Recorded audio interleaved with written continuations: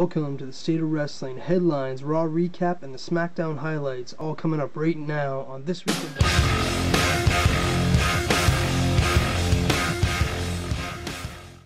Shane Helms was involved in a motorcycle accident last week. Reported it here on State of Wrestling, and apparently now Shane is under investigation for DUI. Hopefully, it's hard to speculate on this. Hopefully he wasn't driving while he was drunk and this serious accident happened. Until we know the facts, I'm not really going to comment on that anymore. Kevin Nash claims that Lex Luger is in charge of the wellness policy. He said he got an email from Lex, or from someone this past week, saying that Lex Luger is now in charge of WWE's wellness policy. Not really sure what to make of that yet. Former WWE superstar and current UFC heavyweight superstar Brock Lesnar has pulled out of UFC 131 due to a relapse in his diverticulitis disease that he has. Apparently, Brock's going to need to undergo surgery again to repair another infection that he has. It's something Brock's going to be fighting his entire life, and hopefully he can get over this. Already there's been rumors saying, Brock's going to come back to the WWE. With this type of disease, Brock will not be able to do the WWE schedule anymore. That's just the facts. It won't be able to happen. WWE is reintroducing managers, and I think this is a good thing. Michael Hayes is managing Tyson Kidd now. I think it's a good thing for younger guys who aren't really as over as they should be at this point in their career. Guys who aren't great on the mic. Get a good manager behind him who's good on the mic, good talker. I said a while back that I thought Michael Cole would be a good manager. I think Michael Cole would be a great manager. Get him away from the announce position, because the only thing that Michael Cole does good at the announce position is rip on the divas. That's about it. Chris Jericho says he may never return to the WWE. Personally, I think this is just Chris Jericho being Chris Jericho. Chris many times has stated, even when he came back the last time, he's like, I don't know when I'm going to come back. I don't think I will come back. He also, on his website, posted a TNA logo. Chris likes to screw with the internet community, with the internet wrestling community. That's just a fact.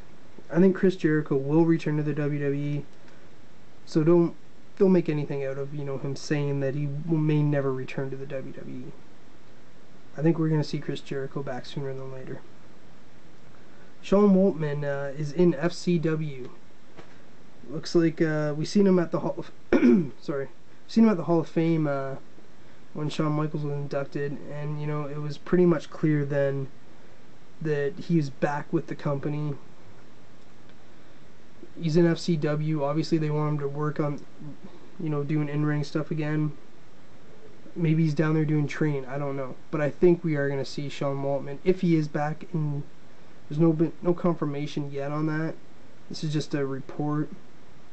If he is back, I think we will see him back on Raw or SmackDown within the next few months. The Pope, D'Angelo Dinero, a.k.a. Elijah Burke, is reportedly leaving Total Nonstop Action or Impact Wrestling. Ivelisse, I'm not sure if I said that right, and Eric have been eliminated from Tough Enough this past week.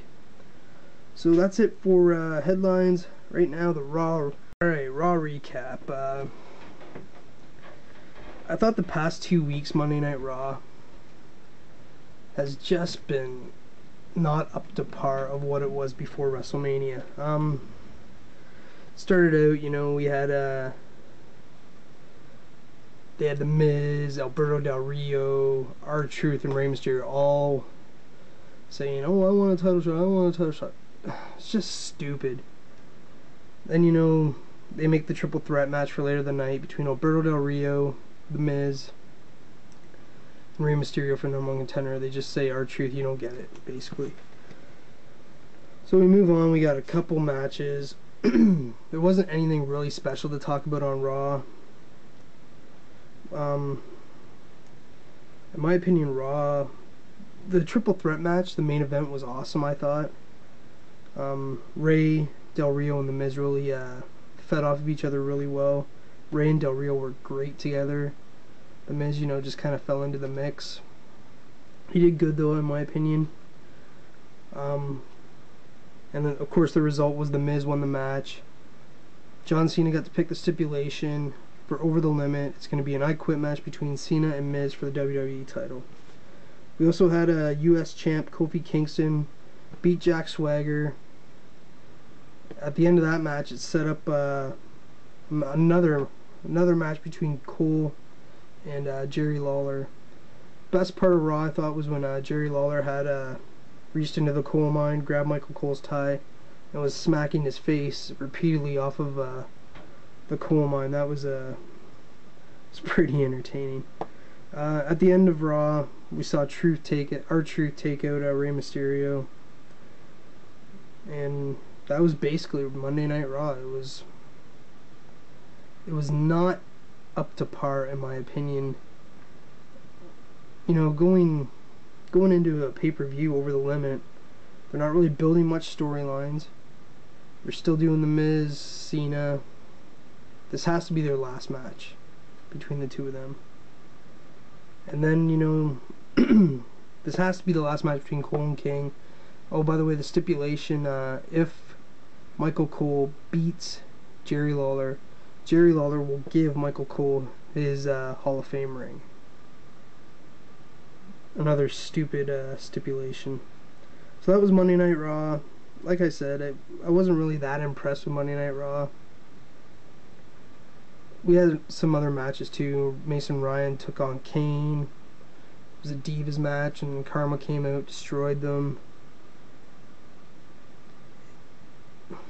I don't know. Raw needs a pick-me-up or something. I don't know. They need to really sit down and take a look at what exactly they're doing right now. So on to SmackDown. SmackDown highlights. For the second straight week, SmackDown was way better than Raw. Hands down. Layla came out, announced... Sorry, the show started out with Christian talking about how he's getting his rematch at Over the Limit. We had Mark Henry come out and Sheamus and basically say that Christian doesn't deserve a title shot. Orton comes out. The four of them, it was Orton and Christian against Henry and Sheamus. They kind of got into a little fight. Set up a main event for later the night, a tag match between those four guys. Moving forward into the night, Sin Cara and Daniel Bryan had an amazing match. Layla announced that she has a knee injury from her match at Extreme Rules. Karma comes down, takes her out because Michael Cole basically tripped her. Then Karma went after Michael Cole. He went in the coal mine, locked himself in. I don't really see how that's a lock, but that's for another time. Cody Rhodes took on his former Legacy teammate Ted DiBiase. Looks like they might be going with a face turn for DiBiase. Hopefully they do something with him because the guy's got talent. He's got the pedigree. He's got the look. They just need to they just need to bring him up a level. He's not even at mid-card right now. He's below mid-card in my opinion. Another match announced for Over the Limit. Wade Barrett, the Intercontinental Champion, will defend his Intercontinental title against Ezekiel Jackson, former Core member. I thought they were breaking up the Core. Apparently it's just going to be the three guys are just going to beat up Ezekiel Jackson every week now by the looks of things. And then the tag match at the end of the night between Sheamus and Mark Henry. Orton and Christian ended up winning that. And like I said, Randy Orton and Christian will take on each other at Over the Limit for the World Heavyweight title. Christian gets his rematch. That's it for this week in wrestling. Not a little, there's a bit going on. It's not a huge week. Nothing really major came out of this week. The Brock Lesnar thing's a big story. if you're a UFC fan, if you're a Brock Lesnar fan. We got 4 matches announced for Over the Limit. Go over them again real quick here. Michael Cole against Jerry Lawler, yet again. We got John Cena taking on The Miz for the WWE title in an I Quit match. We have Wade Barrett defending the Intercontinental title against Ezekiel Jackson. And Christian gets his rematch for the World Championship against Randy Orton. So that's about it for this week in wrestling. Coming up on the State of Wrestling, we will I've been doing shows. I don't know if you checked them out or not. They're called Top Blank Superstars of the 2000. There's about 6 of them that I've done. I've done stables, I've done tag teams, I've done top 20 superstars of 2000, I've done top 20 superstars of the 90s, and I've done the top 20 superstars of the 80s. Check those out, tell me what you think. Superstar of the Week will be returning next week, not this week, but next week. And of course, next week we will have Over the Limit predictions. We'll have I'll post a show with the Over the Limit matches. We'll do predictions, reviews for Over the Limit, all that and more coming up here on the State of Wrestling. Thanks for watching.